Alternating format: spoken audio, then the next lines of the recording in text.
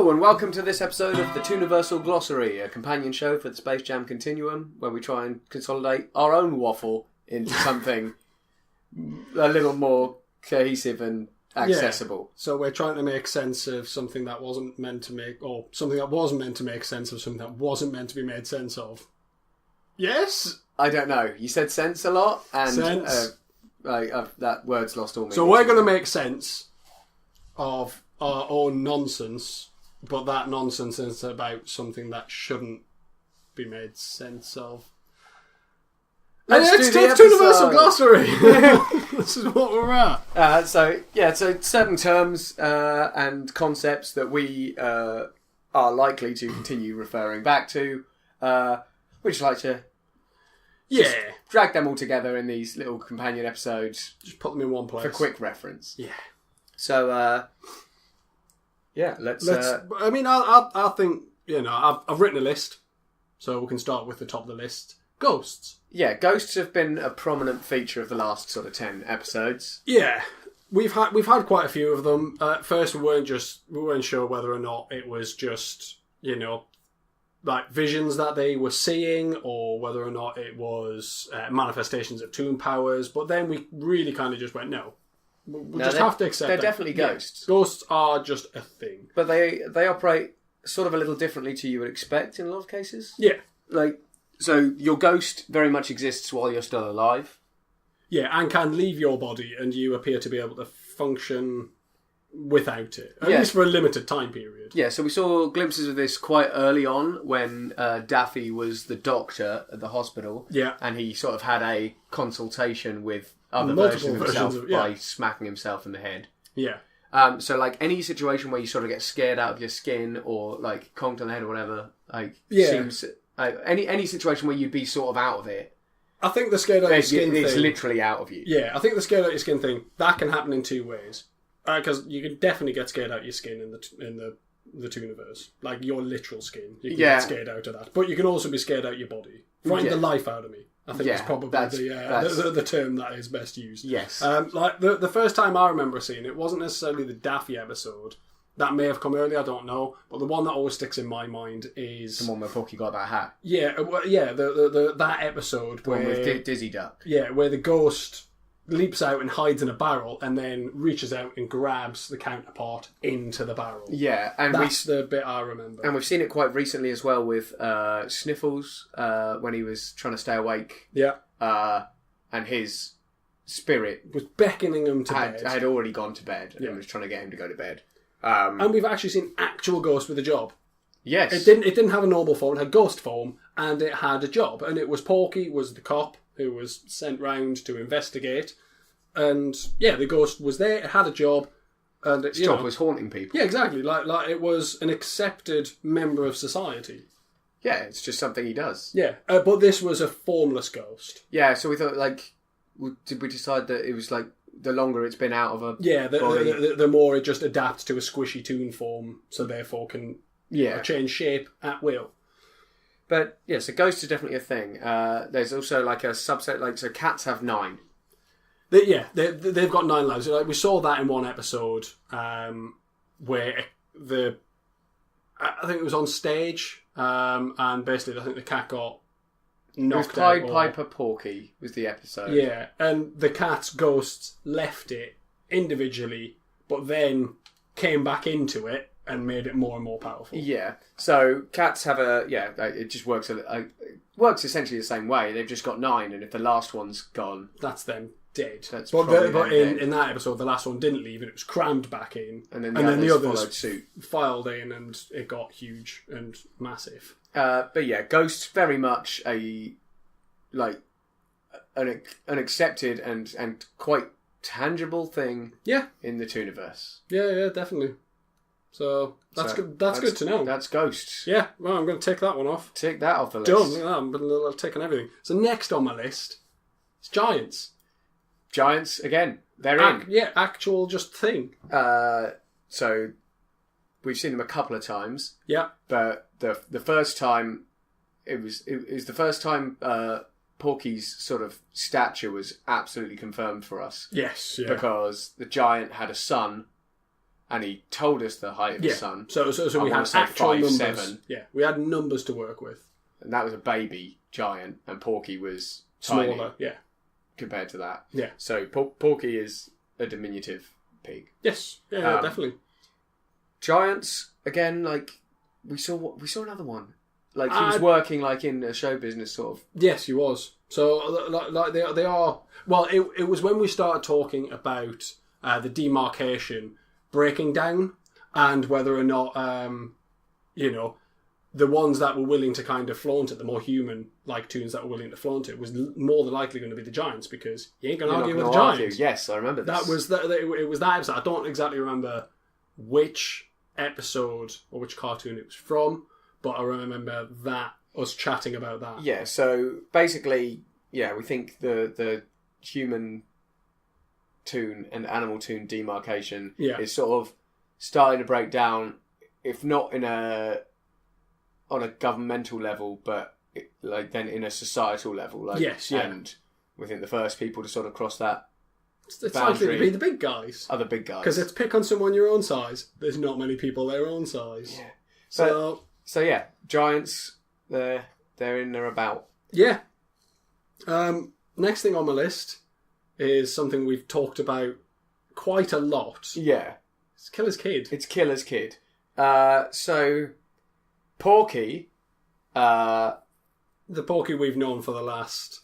I'd say at least the first 13 episodes, 14 episodes, was somebody we refer to regularly as Porky the Third. Yes. That has been called into question, but we still are probably going to regularly refer to him as Porky it's still our anchor point. Yes. But Porky the Third settled down with Petunia. Yeah. And seemed to have a kid. Yeah. But we're pretty sure that is Killer's kid. Yeah. Killer, the murdering pig from... that Petunia ran off with after Porky so valiantly fought him off. He did. Petunia had a kid with Killer, and now Porky is essentially... Well, I think he's left now. I think he has left. But he was definitely... He was on a hiatus, wasn't he? He was definitely with Petunia and sort of raising Killer's kid for a while. Yeah. Presumably, he felt a little under pressure because Daffy settled down with a family, and Porky did the same about the same time. Yeah. But I think that was the point that we kind of really got confirmed that evil was hereditary. And then from there, in a later episode, on another thing that we will, kind of come to, we realised that other traits were also hereditary. So there is more traits than just... it's not just evil. It's just like a lot of stuff is directly passed down. Yeah. So like stutter, fiscal irresponsibility, things like this. Yeah, we'll get to that in the because we've got some real ancient history to talk about. Got some real ancient history. But, so that's if we refer to Killer's Kid, because we will quite often just go Killer's Kid. Yeah. And that will be the entire point. That's what we're referring to. Is the notorious bank robber and killer. Yeah. Killer had a kid with Petunia, and Petunia sort of had Porky raising that kid for a while. Yeah. And I mean that leads us nicely on to the next thing on my list. What's that? Porky the Fourth. Porky the Fourth. So we witnessed a little while back basically the passing of the torch when Porky settled down the family. He wasn't in the shows as much. He wasn't. The Porky that bursts out the drum changed. Yep. To what we presume is Porky the Third. Yes. Because we think that's like an honorific. That's like, okay, you've done your stint as Porky. Yeah, it's like doing your stint as Doctor Who. It's kind of the retirement fund. Like that's what they're going to pay you for. Yeah. A little bit, just each month. And then he was replaced with another Porky who the youngest pig that we think has ever played. Porky as well, because he seemed real young. Because the role of Porky's an odd one in that, like, I mean, they are Porky Pig, and that is their real life. Yes. But, like, after a while, they basically just go, okay, we'll like, you're the one we're putting forward. You're the one we're going to show the world. Yes. So it's almost Truman Show-ish, right? Yeah, because that then becomes your life, and then they're just going to start filming it and showing everybody it. Yeah, but then they're not. Well, sometimes they are directly putting on a show, but that's because they've realised that the portal is going to open there. Yes. Other times the portal's just opened on Porky doing his day-to-day thing. Yeah. So sometimes, the role of Porky is actively, being an entertainer, being a part of a story. Other times it's just sort of fly on the wall. But yeah, so we started. The portal basically started following a different Porky Pig. Yes, it did. We weren't that keen on him. We think he's swapped back now. Yeah, so I mean, there was one episode because Porky recently that we covered where we thought it was Porky the Fourth again. Yes, but we think it's now that was back an interesting development. Yeah, in now general, think it's back to Porky the Third. Porky the Third is back in because he's not with Petunia. He's not. He's learned the error of his ways. Hopefully. Well, I mean, if it's anything like the Porky the Third I've come to know, he will have learnt the error of his ways for not a very long time. Yeah, he's going to repeat the same mistake. Obviously, that's what he's about. But yeah, so Porky the Fourth is what it sounds like. He's the follow-on from Porky the Third. Occasionally, they swap out Porky the Pig. It happens. We're yet to see it happen in a permanent way, but I'm sure given the amount of time we're pretty sure it has happened before. Yeah, and I mean we're pretty sure Porky's grandfather was in the role, and his father was either in the role only very briefly or completely refused to be part of it. But I mean that does call into question how far back does this go? Yes, that's true. So when we say the third and the fourth, that's just our useful anchor point. Yeah, it's not necessarily that much. It's not necessarily the truth. I mean, we have had an episode where we go real far back in time. Is that's because like one of the things we need to question is the current age of the universe. Yes. So there was an episode that we're pretty sure was just a coincidental. The portal opens on Porky Pig episode. Yeah. And this episode was a million trillion BC. Being in a million trillion or billion trillion BC. Yeah. Bloody old. Either way. Which we have options there. We either take that as face value. Yeah. No, okay. That's actually what it is. That's what we were looking at. Or they were BC. Unable to calculate. Yes, and because often because we know the agency sort of monitors where the portal's going to open. Yeah. And can sort of throw up certain things like the flashcards. Yeah. They put up a sign. And then they were just winging it. Well, that's it. It's the bit that makes me think it's probably more likely that than the former is the fact it has BC there. Yeah, you see, I significantly favour it being a billion trillion BC over. I think we differ on this. I think we do. It just seems such a long time. It's an absurdly long time, and I get where you're coming from because you wouldn't call it BC at the time. No, but I don't understand how the agency would be able to put flashcards on the portal opening a billion trillion years previously. Well, unless it's the agency on our side of the portal. I mean, potentially. Bunging them in. Yeah, but chuck them into the portal. Like we do know that they work in conjunction with the agency. Yeah, well, the agency is a joint unit. Yeah, but what I'm thinking, because I mean, we did talk about this in that episode as to whether or not they have a certain amount of time where they see it opening, because we talked about it being like a Stargate-esque sort of thing, so you can see where it's dialing, and you know what the incoming call is. And we talked about one symbol being the time symbol as opposed to a location in space symbol. Yeah. So it is possible that they knew it was going to be in the past, but just didn't. Because a billion trillion. That's a really long time. Long, man. Real long. Incidentally, at that juncture, no matter how long ago it was, there was a Porky Pig. There was. There was very Flintstone-esque. Saber-toothed tiger. And there was dinosaurs. There was a dragon. Yeah. All living at the same time. Yeah. But there was a Porky. That's the thing. There was a Porky. That means that Porky has been Porky for an incredibly long time. Yes. Or, I like, or at least the mantle of Porky. There was a Porky at that juncture, yeah, and not necessarily something that the portal would recognise as Porky. Past that point, because we had one recently where it opened on what we think is Porky the Fourth. Yes, in Mexico, on the lamb. Yeah, it's still being Porky. Yeah, pretending to be Porky. And the portal has, in whatever sentience it has, which we'll get to, has erroneously opened on the wrong Porky.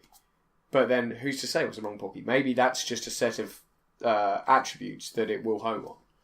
Potentially. So possibly, there wasn't necessarily Porky Pigs for the entire runtime from 1 billion trillion BC to now. But at that juncture, there was something as recognisable as Porky.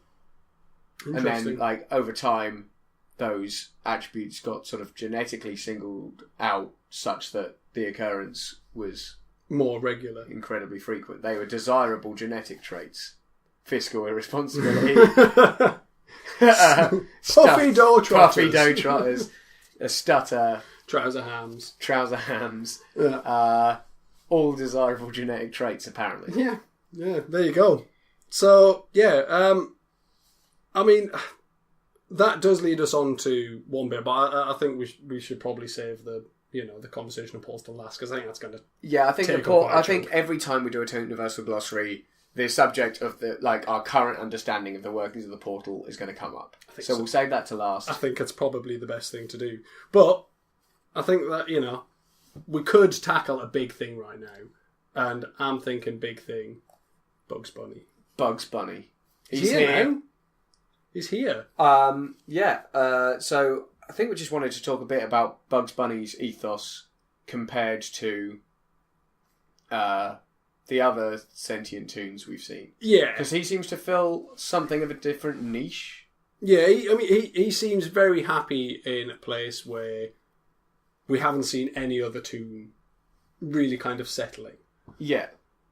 And that's... Because he's achieved, high intelligence, high sentience. Oh, yeah. But wants to live as a wild animal. Yeah, he wants nothing to do with society. And, even the fish try to emulate that society. Yeah, the on-land animal toon society. Whereas Bugs, he wants nothing. So he's quite happy to fuck around and, be a sentient creature, but he doesn't want anything to do with, being part of their world. Yeah, which is interesting because, we've had sentient animals that are happy to live as animals rather than as, society toons. Yeah. But it's a different thing. They're still in part of society. Yeah. They are living as someo's dog. Yeah. But it does mean at any point that they can just get up and just go, I've had enough of this, I'm going to go get myself a job. That's true. So they've accepted society. Yeah. Whereas Bugs seems largely to reject it. Yeah. So in the one episode where we actually see him in a city, he really did not like the concept of being a pet. No, at all. We think in that instance he got a cold over winter, decided that if he put himself up to be a pet, he could hang out inside the pet shop and not with potentially other wild animals. And the fact that he was actually picked up by Elmer was an error in his plan. Yeah, because he really didn't like being a pet. No, he doesn't want to be a society toon, but he doesn't want to be a pet. He doesn't want to be in that submissive state. He wants to be a wild animal. He does, and that's Bugs. But that's about all we really know about Bugs at the moment from what we've seen. We haven't had a huge amount of Bugs episodes. They've all been pretty much what you'd expect them to be. Him annoying Elmer. He does it so well. Yeah, he's got it down to a fine art. He really has. But yeah, I just wanted to. Well, because actually, I'd like that brings me on to the sort of political situation currently. Okay.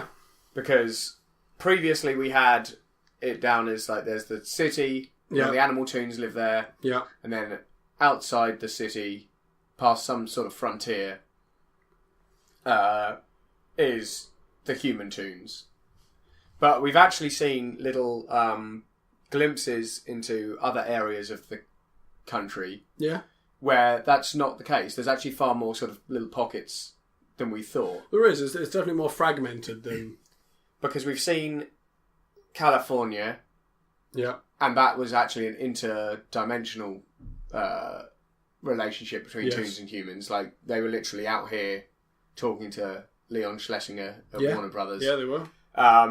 So, and they're very, they're clearly very open about that relationship on their side. On our side, it's always framed as a bit, but on the toon side, like, I don't know, because obviously, like, they're seeing the same thing, but the way it's framed to us on our side of the portal is, oh, this is a fun little film you can go and watch. Rather than a real life documentary. And on their side, it's just like, oh, it's just what's going on. Yeah. So you've got that going on in California. The city, the unnamed city, which we're presuming is New York equivalent. Yeah, New York area.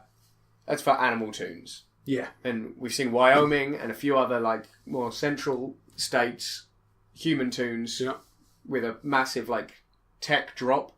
Like, yeah. Like, they're living like it's a Western. Yeah. At the moment.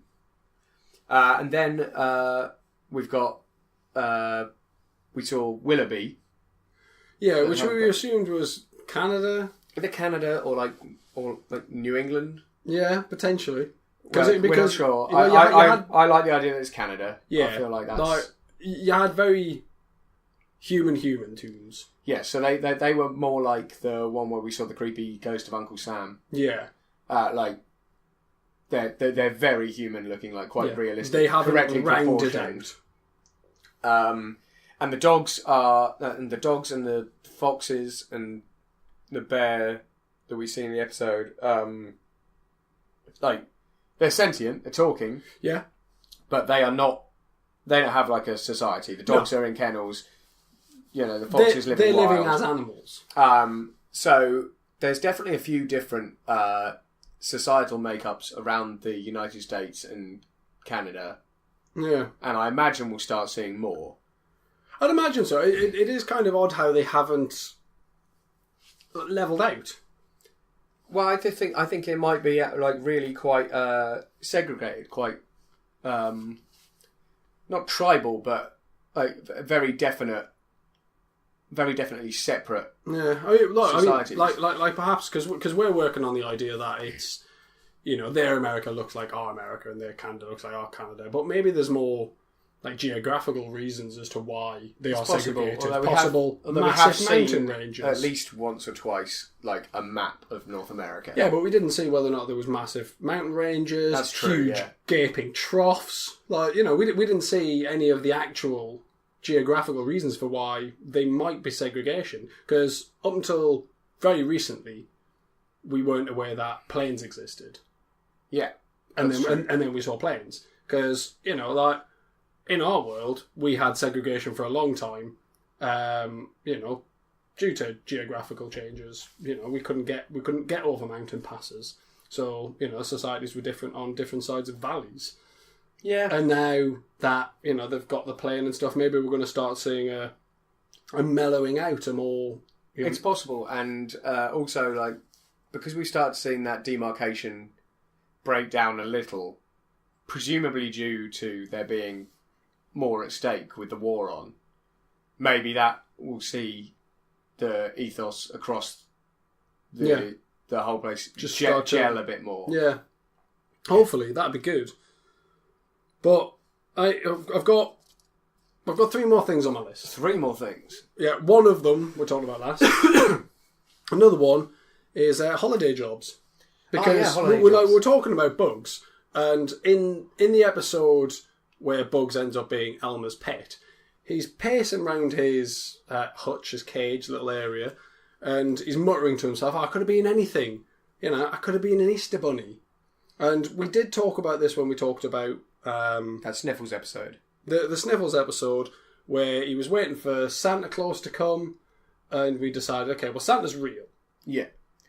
But then we thought, okay, well, is it one guy using his toon powers and some form of magic to deliver presents, or is it more of like a job share thing where you've got multiple people being Santa? And then we've decided... it's kind of a bit of both. Yeah, which means that Easter Bunny is a job.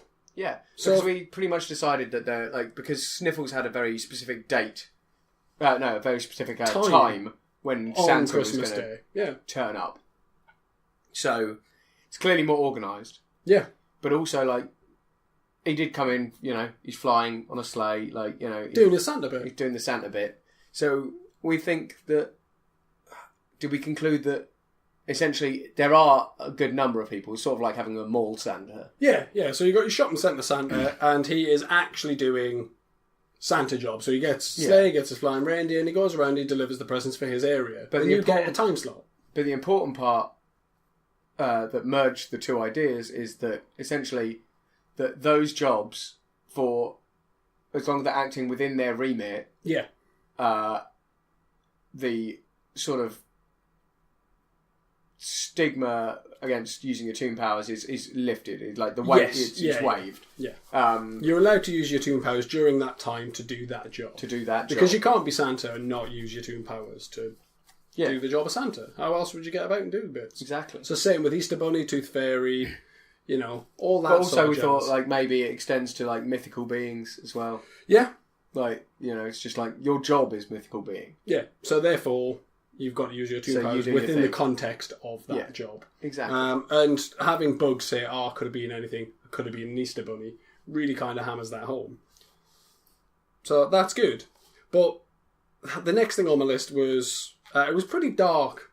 It was a shocking thing to see in an episode. I've written it down here as population control. Yeah, but... We saw a bird shoot itself in the head. Yeah, and it wasn't under tremendous stress. No. It just witnessed something and then went, well, now I've seen everything, and Bang. then shot itself in the head. Yeah, so we were talking about maybe a Logan's Run sort of bit, but it not being an age. You've got a bucket list, basically. Yeah. You file a bucket list. It's like filing a will, I guess, to an extent. If you go, okay, you've got to make your bucket list now. Well, that was basically, if you've done everything on your bucket list, you have to end yourself. You just have to end yourself. Or report to presumably some sort of... Yeah, and then be turned into food. Yeah. But we talked about it as when you take your trouser test. Yeah. That was when you file your bucket list. So anything that hasn't taken his trouser... Maybe this is why Bugs... Possibly. I think if you're born into super sentience, then... You've got to do it at an appropriate age. Time. Like a bar mitzvah. Yeah. So you're an adult now, file your bucket list. But what's interesting about it... Well, there's a couple of things. Because in this instance, the triggering event seemed to be a cat that was really excited about going fishing, reached into a mouse hole, pulled the mouse out and just kissed the mouse and put it back. Yeah. And we think that bird was sort of trying to game the bucket list system. Yeah. And I think normally there'd be, enough monitoring and sanctioning of what you're putting on the list to prevent that from happening. But something got through. He thought he gamed the system because it's one of the things he wanted on his bucket list was he just put, see a cat kiss a mouse. Yeah. It's that's not going to happen. I've nailed it. Live forever. Thank you very much. Yeah. But he took it like a champ. It was fair cop gov. Yeah. The cat kissed the mouse and boom. So, if we're working on the idea of a bucket list, being that thing where you've got to kill yourself, so that bird could potentially live for a very long time. Does that mean that they can die from old age, or don't die from old age, but can die from unnatural causes? I think they can die from old age, but the aging's much, much slower. Yeah. So that's why they've had to implement a population control. Yeah, I reckon so. Okay. Because what I'm thinking is, you've got that dog that killed all those people. Yeah. So I'm thinking the reason that was such a crime is because the government know that experiences are worth so much that the people that he killed didn't get to complete their bucket list. And that is a massive crime, is taking away that person's ability to complete their bucket list. It's not necessarily that the murder's that bad, because we know ghosts exist. Yeah. But it's the idea taking that a chance to experience life fully. all of the things that they've written down. Because we know the government has been very accommodating for that. You just have to look at the egghead sort of stuff to go, look, they've been very accommodating that like everyone should have that sort of quality of life. Yeah. And I think that's where murder comes in as being the big thing. It's not that you're taking somebody's life, it's that you're taking their chance to finish their bucket list, which they've obviously painstakingly written. Yeah. It's interesting. It also might go some way to explaining why there doesn't seem to be much stigma about like a pig eating pork or it's because or hens selling their eggs or because it's just like because that's not necessarily what's going on. It's like and it's like. Every time a pig completes his bucket list, boom. Soil and green as people. Exactly. So you complete your bucket list. A pig's done. And there's some pork in circulation. It's still perfectly fine, edible meat. Get it eaten. Exactly. It's not moida. It's not moida. He did himself in. Okay, so I mean that leaves us with one point left, which is the polls. We need to talk about where we currently believe the portal situation to be. Yeah. So, I think in some form, we've attributed some level of sentience to the portal. We don't know if that is the portal itself, or if something's governing the portal, controls and governs the portal. Yeah. But something is telling it what to open on and what to open on and when. Yeah. We also know that whatever that sentience is not infallible. No. Because it accidentally opened on Porky the Fourth. Yeah. Which probably is not going to end that well for Porky the Fourth. No, because it's kind of drawn attention to him. Somewhat. Because I still think the agency must have some level of control over it. So I'm thinking they've discovered a device, and we've talked about this before, similar to a Stargate, that allows them to control that portal to a certain degree. So there's certain times where we are seeing what the agency want us to see. But there's other times when the portal's just doing it, and the agency can't do anything about it, so they make the best of a bad situation. So they can't stop it, but they can sort of they can do something they can do something with it, but they can't stop it. So that's I think where we're at the moment with the portal. We don't have anything in particular, but then we also know that there are sort of other portals within the Tooniverse, because we've seen them treat cinema like a portal. And also we've seen some sort of very Harry Potter-esque living paintings. Yeah, doing a bit. So there are other dimensions, and also sort of in a sort of Russian nesting doll sort of way, you can have portal dimension inside a portal dimension. Yeah. Potentially infinitely. Because I mean that's where we assume that the character Sniffles is going to go. Yes. We assume he's going to come over somewhere and become Fievel. Fievel, yeah. But it'd be interesting because we don't know whether that's going to be him just entering a portal from the Tooniverse, or if he's going to have to come out and go in. Yeah, it's hard to say. For the timing to make sense, we thought he was going to have to come out and go back in. Yeah, but we also now think that they age very slowly. Yes. Incredibly slowly. Well, they must do, yeah. I mean... So, it's possible that he's just going to stay childlike for ages and ages. A bit like Porky is, as well. Yeah. Yeah, because... Porky's living as an adult, but he's, very childlike. He's not as childlike as Sniffles. No. Sniffles is clearly a kid. Yeah. But lives on his own. And, does his own thing. Stays up all night drinking coffee. Well, he doesn't stay up all night, that's the thing. No, he's rubbish at it. He tried to stay up all night drinking coffee and didn't manage it. So yeah, I think the portal is largely the same as we had it before, but there's something governing where it opens. I think so. There definitely seems to be some level of sentience to it. And there are other layers, portalception. Yeah. Within the Tooniverse. Yeah, exactly. I have written down one more thing that we could talk about. It's fire eggs, isn't it? I'm not talking about fire eggs.